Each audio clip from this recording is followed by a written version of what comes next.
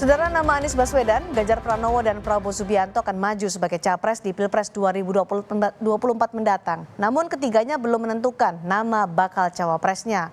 Lembaga survei SMRC baru saja merilis nama bakal cawapres yang paling cocok mendampingi tiga capres itu. Untuk Anies Baswedan, cawapres paling potensial adalah Sandiaga Uno.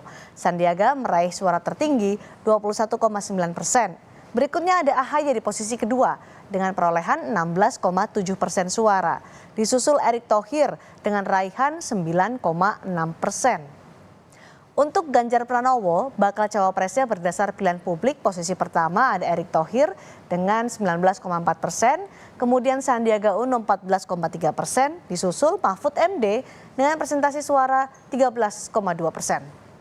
Selanjutnya nama bacawa pres potensial untuk Prabowo Subianto. Berdasar hasil survei SMRC, nama-nama bacawa pres Prabowo punya selisih yang tipis.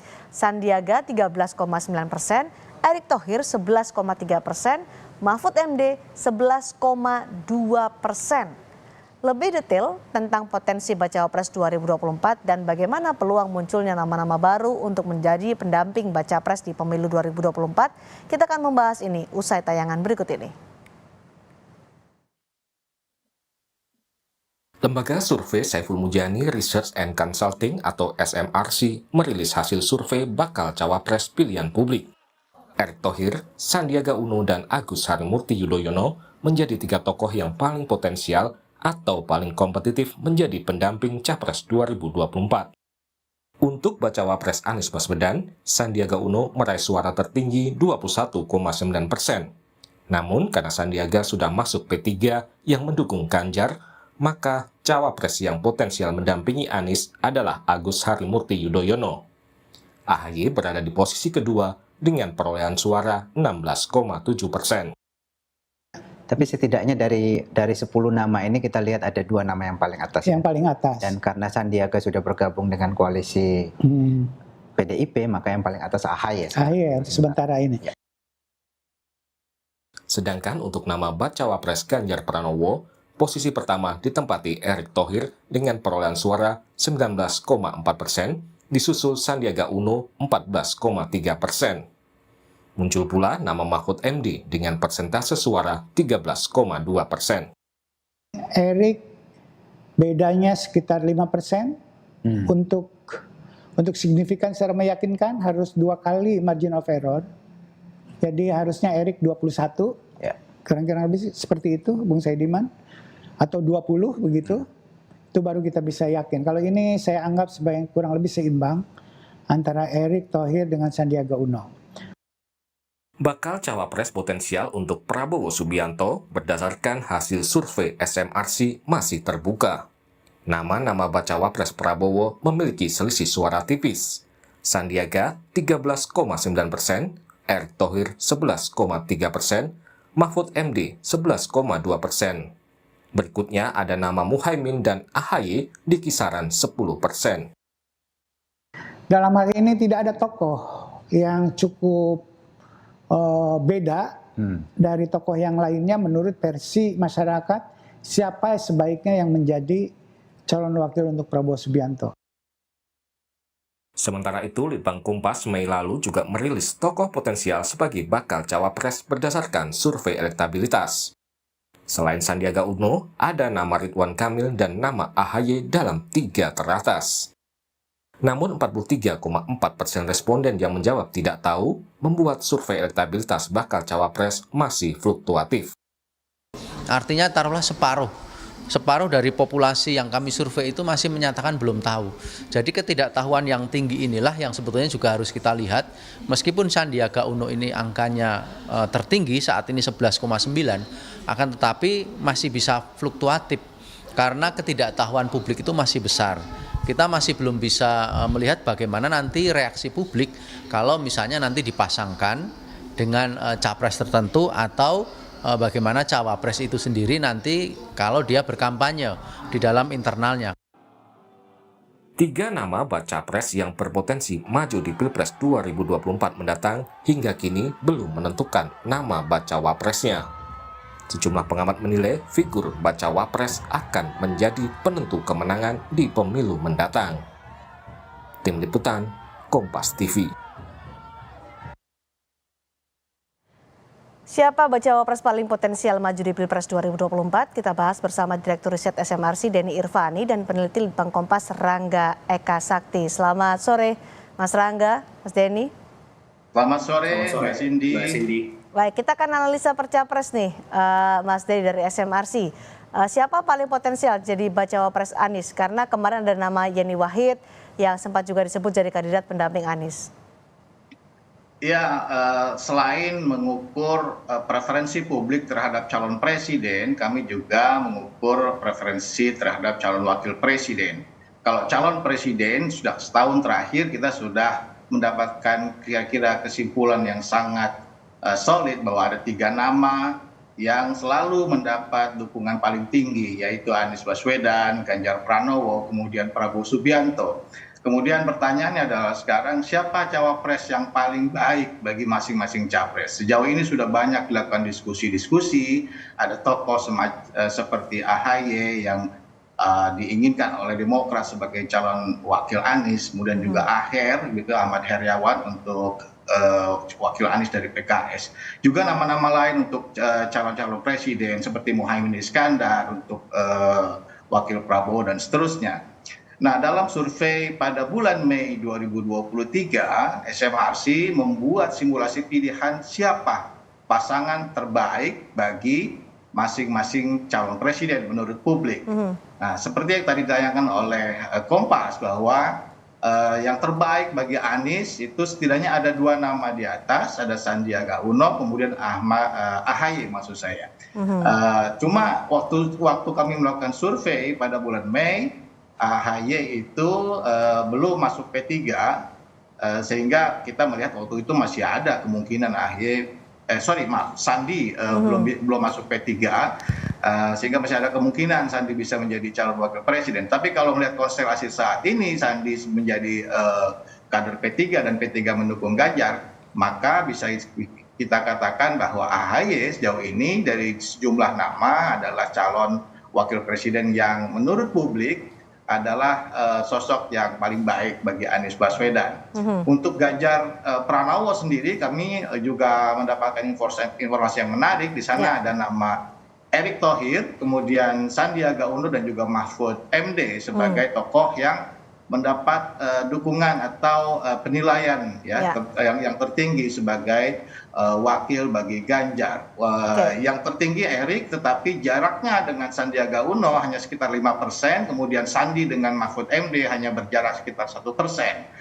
Sementara untuk Prabowo Subianto itu kami tidak melihat ada tokoh yang sangat menonjol. Ada nama-nama seperti Sandi, Erick, Mahfud, kemudian Muhaimin Iskandar dan AHY bahkan itu jarak selisihnya hanya sekitar 1% satu sama lain, sehingga kita belum mendapatkan kesimpulan yang solid seperti apa sosok cawapres yang sangat ideal bagi Prabowo menurut kacamata publik. Demikian, Cindy. Ada perbedaan dengan Litbang Kompas ya, Mas Rangga, soal bacawa pres, karena di Litbang Kompas waktu itu belum ada nama Mahfud MD ya? Ya. Oke, pada saat itu ada Ridwan Kamil. Apa hasil dari Litbang Kompas supaya kita bisa refresh lagi ingatan kita pada hasil survei Litbang Kompas bulan Mei lalu? Ya, Mbak Cindy. Jadi memang Litbang Kompas itu kita melihatnya dari 2 sisi. Yang pertama secara umum dulu, kira-kira calon atau tokoh siapa yang pantas dirasa layak lah oleh publik untuk jadi bacawa pres. Itu ada 4 nama yang paling tinggi. Pertama ada Pak Sandiaga Uno 11,9%, kemudian ada Pak Ridwan Kamil 9,3%, ada Pak Erick Thohir 4,5% dan Pak AHY 4,1%. Itu secara umum. Kemudian kita coba lakukan juga simulasi ketiga calon tadi yang kemudian berbeda-beda, Mbak Cindy. Misalnya di kasus Pak Anies itu yang dirasa oleh responden kita paling cocok itu per Mei 2023 adalah Pak Ridwan Kamil dengan tingkat elektabilitas 15,8%. Di bawahnya ada Pak Sandi 13,8% dan Pak AHY 10,8%. Untuk Pak Ganjar itu yang dirasa paling cocok itu justru Pak Ridwan Kamil 14,9%, kemudian Pak Sandiaga Uno 14,1% dan kemudian Pak Erick Thohir 7,6%. Nah, yang terakhir simulasi untuk Pak Prabowo itu yang paling tinggi masih Pak Sandiaga Uno 13,5%, kemudian Ridwan Kamil 10,9%, dan ada juga Pak AHY lagi 7,2%. Jadi memang konsisten ya Mbak, kita lihat dari secara umum, dan ketika kita pasangkan memang nama-nama itu tadi yang paling tinggi ada di benak masyarakat. Oke. Lalu kalau dari SMRC juga muncul nama Mahfud M di dalam nama bacawa presnya potensial, sementara tidak ada nama Ridwan Kamil di sana. Apa penjelasan soal ini, Mas Denny? Ya, terima kasih pertanyaannya Cindy. Jadi dalam survei Mei kami membuat simulasi tertutup ya 10 nama untuk dipilih atau diinginkan publik sebagai wakil presiden atau pasangan dari masing-masing tokoh. Nah memang waktu membuat simulasi pada bulan Mei kami mempertimbangkan sosok yang kemungkinan lebih mungkin untuk dicalonkan oleh partai dengan asumsi tiap partai hanya kita ambil salah satu saja. Ya. Nah, dari Golkar kita ambil Pak Erlangga Hartarto karena berdasarkan putusan partai, Pak Erlangga bisa menjadi capres atau cawapres. Sehingga ketika Pak Erlangga dimasukkan sebagai calon wakil presiden, Pak Ridwan Kamil pada saat survei Mei kami tidak masukkan karena kemungkinan kalau Pak Erlangga masuk, Pak Ridwan Kamil sebagai kader Golkar yang bukan ketua umum kemungkinan kecil untuk bisa menjadi calon wakil presiden. Namun demikian, saya kira kita akan lihat lagi dalam studi selanjutnya barangkali perlu juga kita masukkan nama-nama yang lebih inklusif seperti Pak Ridwan Kamil dalam penelitian ke depan ya. Oke, tapi ada juga kemudian nama-nama baru yang sering sekali beberapa waktu terakhir disebut-sebut menjadi bakal cawapresnya potensial. Ada nama Yeni Wahid, kemudian ada AHY sekarang justru disebut-sebut setelah pertemuan dengan Puan Maharani disebut-sebut ada potensi mendampingi Ganjar Pranowo, di Ganjar juga ada potensial Menteri Basuki, Menteri PUPR, ada Ridwan Kamil. Peluang masing-masing nama-nama baru ini bagaimana Mas Denny? Menurut saya masih sangat terbuka ya. Kalau kita lihat perolehan dukungan kepada calon wakil presiden ini agak berbeda dengan pilihan kepada calon presiden yang sudah sangat konklusif pada 3 nama teratas. Dalam simulasi pilihan terhadap wakil presiden tidak ada yang sangat menonjol katakanlah begitu, dan ini pun simulasinya kita buat dalam simulasi tertutup. Ke depan dalam survei selanjutnya kami akan survei di bulan Juli. Kami akan mempertimbangkan nama-nama tadi ya untuk dilihat bagaimana preferensi publik terhadap seperti Yeni Wahid yang mungkin saja bisa menjadi calon wakil presiden. Mas Rangga, di Litbang Kompas bulan Mei lalu yang menjawab tidak tahu masih 43% itu membuat bacawa pres, nama-nama bacawa pres sangat fluktuatif. Kemana mereka nanti pada saat mendekati pemilu presiden? Kemana suara mereka? Ya, itu tentu sangat tergantung dengan tadi ya demografinya juga Mbak. Ada mungkin yang di daerah tertentu di kota misalnya dia akan cenderung ke tokoh A, kemudian di daerah desa misalnya tokoh B, di Jawa dan di luar Jawa, kemudian dari segi demografi tingkat sosial ekonomi gitu misalnya itu punya karakteristik yang beda-beda sih Mbak. Jadi memang kita masih mencari tahu, dan mungkin di satu sisi memang ini salah satu efek dari kita kan memang mengambil metode yang agak berbeda dengan SMRC ya. Kita kan terbuka, kita nggak pakai panel yang tertutup. Jadi memang kita pengen lihat goal kita adalah kira-kira dari banyak sekali nama yang muncul itu yang paling prominent, yang paling melekat di benak masyarakat itu yang mana. Makanya nama-nama yang keluar juga kemudian berbeda gitu kan antara satu dengan yang lain.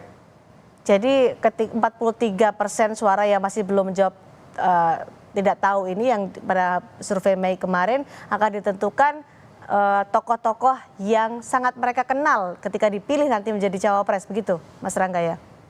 Ya, tentu juga itu tidak akan terlepas dari dinamika yang terjadi di elit juga ya. Ketika mereka kemudian nanti memutuskan misalnya Pak Anies mengambil sosok A, kemudian Pak Ganjar mengambil sosok B, dan Pak Prabowo mengambil sosok C, itu juga nanti akan saling mendorong elektabilitasnya sih Mbak. Terlepas dari tokoh tadi gitu ya. Jadi memang upaya partai juga nanti akan berpengaruh pasti. Oke, dari survei SMRC juga kalau kita melihat soal Anies Baswedan, bacawa presnya juga nama-nama yang sering diasosiasikan dengan Anies Baswedan beberapa kali survei sebelumnya. Begitu juga dengan Ganjar Pranowo meskipun ada nama Mahfud MD, nama baru di situ. Yang paling terbuka adalah siapa bacawa pres Prabowo Subianto. Mengapa demikian? Mengapa berbeda, Mas Denny? Ya, ini dalam survei ini kan penelitian kuantitatif ini kita beda dengan kualitatif yang kita bisa menggali terlalu jauh mengapa begitu ya. Kita dalam survei ini tidak sampai menanyakan kembali mengapa ada selisih yang sangat ketat antara nama-nama calon. Tapi paling tidak ini adalah informasi bahwa pemilih itu, masyarakat itu setidaknya terbelah-belah gitu ya dalam menilai calon yang paling potensial sebagai wakil presiden.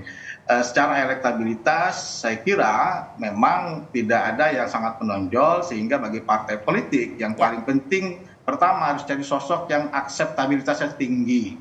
Elektabilitas mungkin tidak bisa menambah terlalu banyak, mendongkrak terlalu banyak calon-calon presiden, tapi minimal tidak mengurangi. Kemudian aspek-aspek akseptabilitas dari sisi wilayah itu menjadi penting.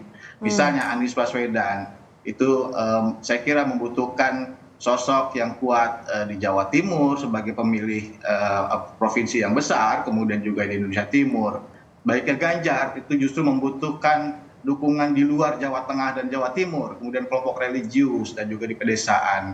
Sementara Prabowo itu butuh kekuatan dari sosok yang diterima oleh pemilih di perkotaan di kelas menengah ke atas. Saya kira itu pertimbangan-pertimbangan yang penting bagi partai-partai politik untuk mengusung calon wakil presiden. Dan jangan lupa bahwa pemilih kita itu sangat dinamis, bisa berubah dalam beberapa waktu ke depan. Maka itu perlu dilakukan pengukuran secara kontinu bagaimana preferensi mereka terhadap calon wakil presiden. Dari Litbang Kompas, Mas Rangga, soal nama-nama baru, kalau tadi Sandiaga Uno ya ada perubahan, dan Sandiaga Uno tinggi di Anies Baswedan ketika dipasangkan dengan Anies Baswedan, tapi Sandi kan sekarang sudah bergabung dengan P3 yang berkoalisi dengan PDI Perjuangan. Apakah nanti akan ada perubahan yang signifikan soal ini?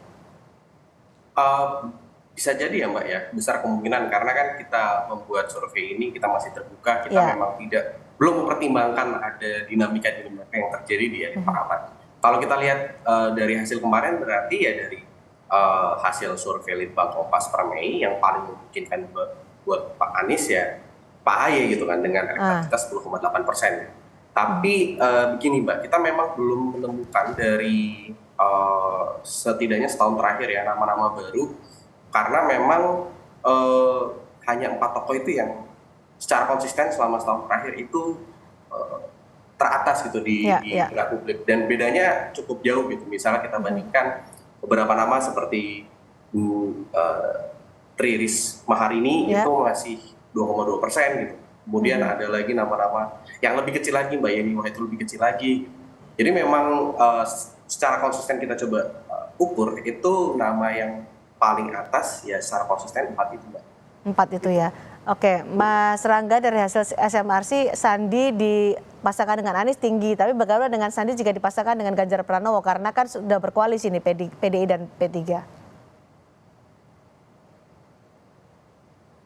Halo, ya, saya kira memang Sandi berpeluang ya untuk menjadi calon wakil presiden bagi Ganjar Pranowo setelah Sandi masuk ke P3, kemudian P3 jelas mendukung Ganjar Pranowo bersama dengan PDI Perjuangan. Tetapi lagi-lagi di sana Sandi bukan yang paling tinggi juga dalam survei SMRC. Ada Erick Thohir di sana yang saya kira perlu juga dipertimbangkan bagi Ganjar maupun PDI Perjuangan, apakah akan bisa mengusung Erick Thohir. Sementara kita tahu Pak Erick Thohir sejauh ini dari sisi kepartaian beliau adalah tokoh yang ingin diusung oleh PAN, sementara PAN belum menentukan sikap kemana mereka akan berlabuh, apakah kepada Ganjar atau kepada Prabowo. Kita melihat setidaknya ada 2 tokoh yang kemungkinan akan menjadi pilihan PAN. Saya kira perlu kita lihat bagaimana PAN ke depan mendukung calon presiden. untuk Erick Thohir, peluang Erick Thohir menjadi calon wakil presiden bagi Ganjar atau Prabowo. Oke, Hasto Kristianto kemarin juga menggoda Ridwan Kamil melalui pantun untuk menjadi bakal cawapres. Kalau Ridwan Kamil apakah juga cukup kompetitif jika dipasangkan dengan Ganjar Pranowo? Menurut saya dari sisi wilayah cukup baik ya, karena Pak Ridwan Kamil itu adalah tokoh representasi dari Jawa Barat. Sebagai gubernur Jawa Barat tentu mendapat dukungan yang signifikan di Jawa Barat. Sementara Pak Ganjar dalam survei yang kami lakukan memang selalu relatif rendah dukungannya di Jawa Barat dibandingkan wilayah Jawa Tengah dan Jawa Timur. Kita bicara 3 Jawa di sini karena proporsi pemilihnya kalau digabungkan sekitar 60%. Tetapi jangan lupa bahwa dalam pemilihan presiden sebetulnya kita punya pengalaman yang cukup unik ya, di mana calon wakil presiden dalam pengalaman kita ini sebetulnya tidak terlalu punya daya dorong yang terlalu penting untuk elektabilitas calon presiden, seperti pengalaman kita waktu Pak Jokowi berpasangan dengan Pak Ma'ruf Amin yang berasal dari Banten. Di Banten sendiri Pak Jokowi kalah misalnya gitu ya. Yang penting bagi presiden, calon wakil presiden itu setidaknya punya akseptabilitas yang tinggi di tingkat masyarakat dan bisa mengcover masalah-masalah yang lebih fundamental. Seperti dulu kalau Pak Jokowi membutuhkan sosok yang religius, karena pada saat itu mendekati pemilihan presiden, serangan pada Pak Jokowi yang sangat kuat dari sisi keagamaan. Saya kira Pak Ma'ruf Amin saat itu punya peran untuk bisa menetralisir persepsi terhadap Pak Jokowi pada saat itu. Oke, baik. Terima kasih Mas Denny, terima kasih Mas Rangga untuk insight-nya, pandangannya soal bacawa pres dari 3 bakal capres yang potensial. Menarik untuk disimak sampai nanti pada saat pendaftaran capres dan cawapres di KPU. Terima kasih pandangannya.